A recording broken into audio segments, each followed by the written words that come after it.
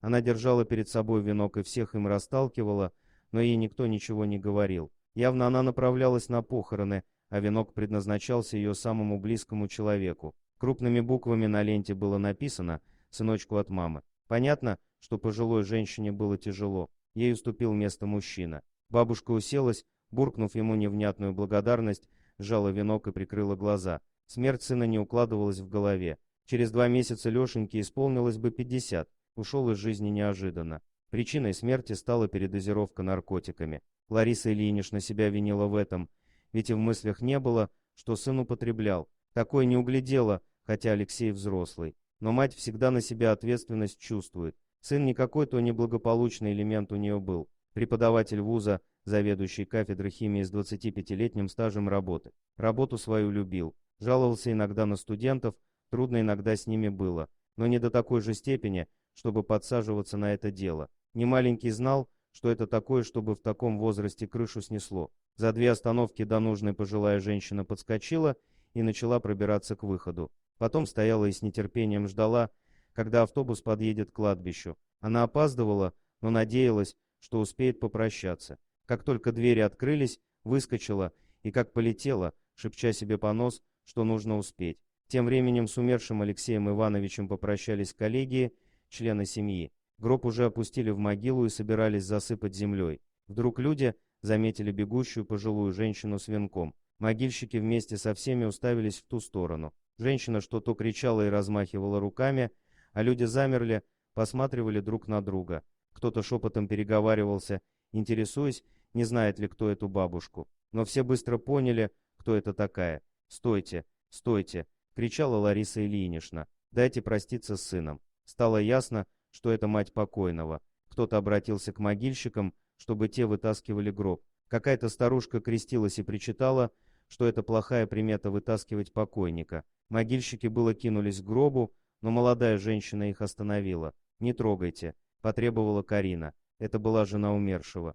Похороны были за ее счет, и она договаривалась с ними, поэтому ослушаться ее они не могли. Возможно, она тоже верила в плохие приметы. Среди присутствующих уже начались разногласия по поводу того, что делать. Одни были на стороне матери, другие за то, что гроб категорически нельзя доставать обратно. И тем временем молодая невестка в штыки встретила подбежавшую свекровь, преградила ей путь к могиле, сказав, что та уже опоздала, поздно поднимать шум, пусть в следующий раз приходит вовремя. Кто-то охнул от такого жестокого заявления молодой вдовы. Кто-то с пониманием отнесся, ведь девушка потеряла мужа, у нее шок. Недавно только на свадьбе гуляли, а сейчас похороны. Карине было плевать на мнение окружающих.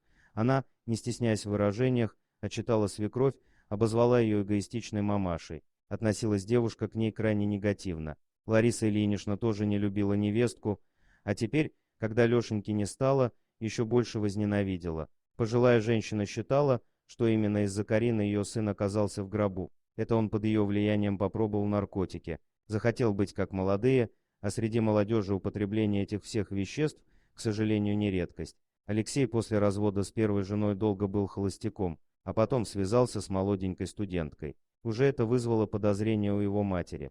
Неизвестно, каким местом он думал. 25 лет работал и даже по молодости не кидался на студенток, всегда дорожил своей репутацией. А тут неожиданно повелся на молоденькую девочку. Ладно бы просто какую-нибудь посредственную девушку, которая таким образом хотела бы устроить свою учебу. Это можно было бы понять, но связь с Кариной никак не объяснялась. У этой девушки были богатые родители, и сама довольно симпатичная, стильная. Зачем ей понадобился бедный преподаватель с пивным животом? Это был вопрос, на который Лариса Ильинична не нашла ответа. Сын утверждал, что это любовь, но не верила пожилая мать в такую любовь.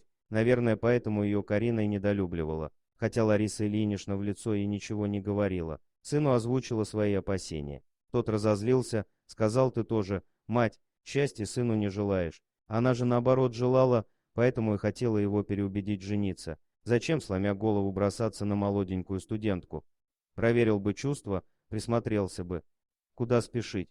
Но своими разговорами мать ничего не изменила. Эффект получила совсем противоположный. Лешенька мало того, что не прислушался к ней, так вообще обиделся и перестал с ней общаться. Сказал, что он ее благословения не просит. Это его жизнь. Лариса Ильинична очень переживала, Винила себя, что влезла в жизнь сына, но ведь чувствовала, что Карина ему не пара. Любой здравомыслящий человек увидел бы подвох, но мать ничего не добилась, только с сыном рассорилась. На свадьбу ее не позвали, а ведь почти смирилась с этой ситуацией. Даже костюм для свадьбы присмотрела и деньги сняла, хотела подарить гроши. Конечно, по сравнению с тем, что у сватов есть, маловато, но она от чистого сердца хотела, а в итоге такой шок, ее не пригласили.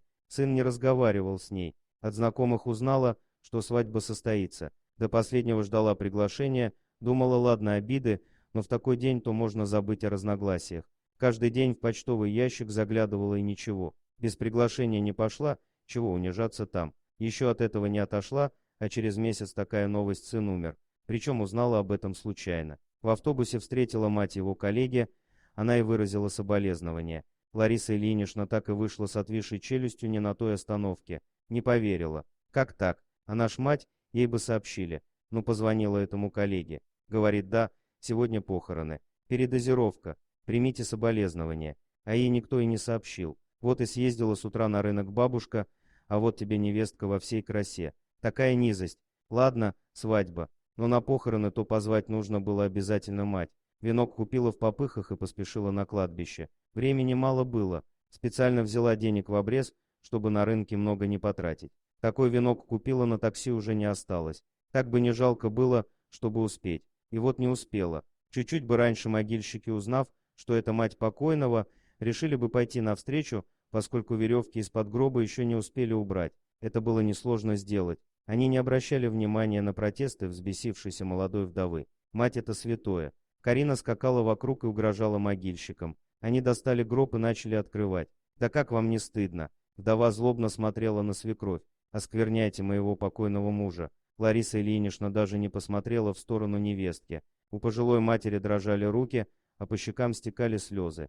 Как только открыли крышку гроба, мать бросилась к сыну и начала расцеловать его. Потом запричитала над телом. «На кого ты меня оставил?» Не своим голосом взвыла она. «Ну вставай же, сынок». Волосы дыбом вставали от плача отчаявшейся матери. Даже невестка замерла и побелела. Но тут стало происходить что-то странное. Она услышала легкий хрип из носа сына. Пожилая женщина замолчала. Эхо от ее плача затихло. Она еще раз услышала этот крик. Лариса Ильинична отстранилась от тела сына и перекрестилась. Закапывающий гроб могильщик подошел. «Кажется, он живой», — взволнованно сказала бабушка. «Сама в это не верю». Люди с сочувствием на нее смотрели. Одна женщина подошла к ней и предложила отойти. «Он живой». Лариса Ильинична снова наклонилась над телом сына. Дорогие друзья, если вам понравилось видео, поставьте лайк, а также подписывайтесь на канал, где найдете еще много интересного.